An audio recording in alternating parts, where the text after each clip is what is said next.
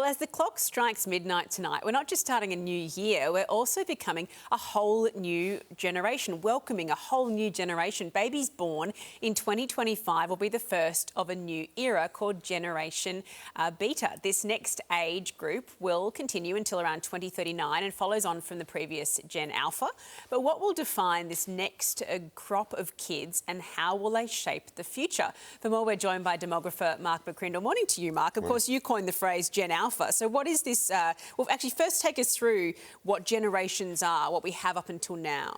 Well, the baby boomers, people would know that. They're the grandparents' generation of today, and they're called the boomers because the birth rate was 2.5 times what we currently have. So certainly a lot of babies then. And then Gen X are the next generation, starting to become empty nesters now as their children grow older. Millennials or Generation Y are those in the midst of their parenting years and feeling the cost of living with all of those kids.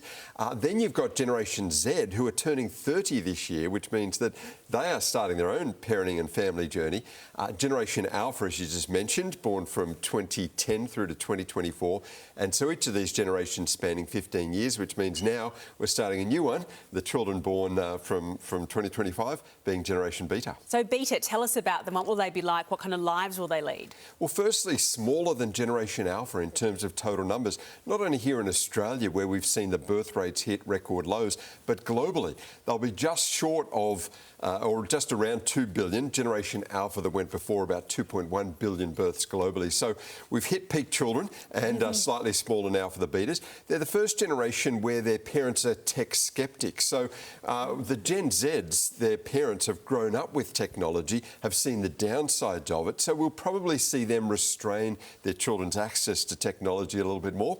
But they'll be more of a global generation, more visual in terms of their learning, more connected than any other generation before. So we'll continue to see that step away from social media, but they're kind of like the first Jetsons generation, that they'll have autonomous transportation at scale. Their lives will be in some ways sort of run by AI, which is so interesting, isn't it, for how you grapple with that as a society?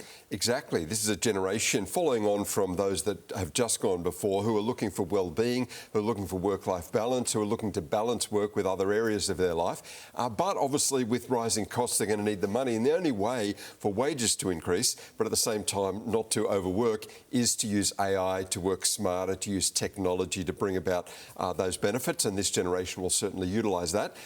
Having been the first generation to grow up with AI, that'll just be like the air that they breathe. Yeah, it's fascinating, Mark. Thank you so much for this. Must be fascinating for you too to define the generations.